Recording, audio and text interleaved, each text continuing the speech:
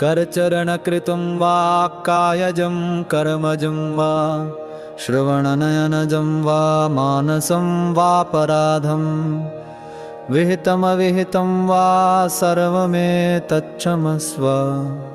जय जय करुणाब्धे श्री महादेव शंभो। करचरणनतं वा कायजं कर्मजं वा श्रवणनयनजं वा मानसं वापराधं विहितमविहितं वा सर्वमेतत्क्षमस्व। जय जय करुणाब्धे श्री महादेव शंभो। करचरणकृतं वा कायजं कर्मजं वा श्रवणनयनजं वा मानसं वापराधं विहितमविहितं वा सर्वमेतत्क्षमस्व। जय जय करुणाब्धे श्री महादेव शंभो। करचरणकृतं वा कायजं कर्मजं वा श्रवणनयनजं वा मानसं वापराधं विहितमविहितं वा सर्वमेतत्क्षमस्व। जय जय करुणाब्धे श्री महादेव शंभो। करचरणकृतं वा कायजं कर्मजं वा श्रवणनयनजं वा मानसं वापराधं विहितमविहितं वा सर्वमेतत्क्षमस्व। जय जय करुणाब्धे श्री महादेव शंभो। करचरणकृतं वा कायजं कर्मजं वा श्रवणनयनजं वा मानसं वापराधं विहितमविहितं वा सर्वमेतत्क्षमस्व। जय जय करुणाब्धे श्री महादेव शंभो। करचरणकृतं वा कायजं कर्मजं वा श्रवणनयनजं वा मानसं वापराधं विहितमविहितं वा सर्वमेतत्क्षमस्व। जय जय करुणाब्धे श्री महादेव शंभो। करचरणकृतं वा कायजं कर्मजं वा श्रवणनयनजं वा मानसं वापराधं विहितमविहितं वा सर्वमेतत्क्षमस्व। जय जय करुणाब्धे श्री महादेव शंभो। करचरणकृतं वा कायजं कर्मजं वा श्रवणनयनजं वा मानसं वापराधं विहितमविहितं वा सर्वमेतत्क्षमस्व। जय जय करुणाब्धे श्री महादेव शंभो। करचरणकृतं वा कायजं कर्मजं वा श्रवणनयनजं वा मानसं वापराधं विहितमविहितं वा सर्वमेतत्क्षमस्व। जय जय करुणाब्धे श्री महादेव शंभो।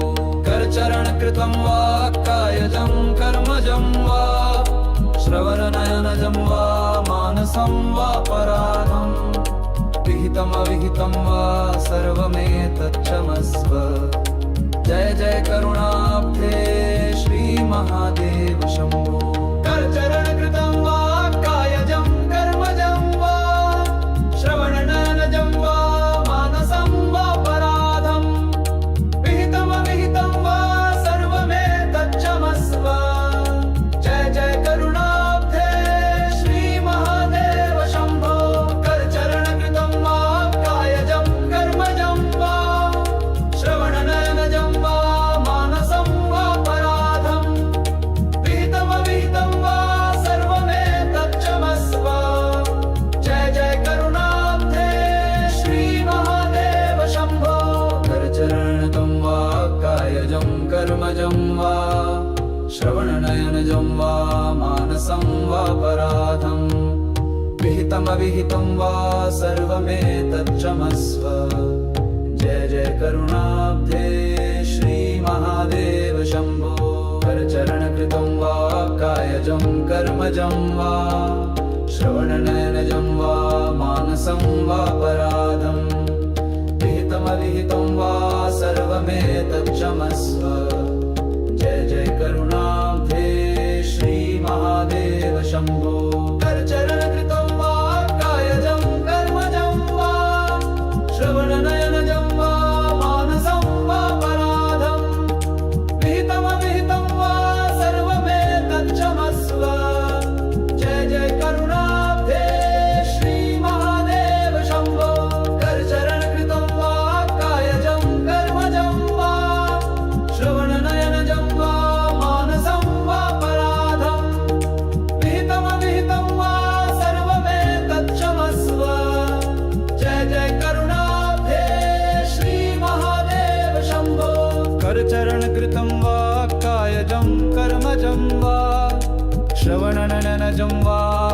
मानसं वापराधं विहितमविहितं वा सर्वमेतत्क्षमस्व।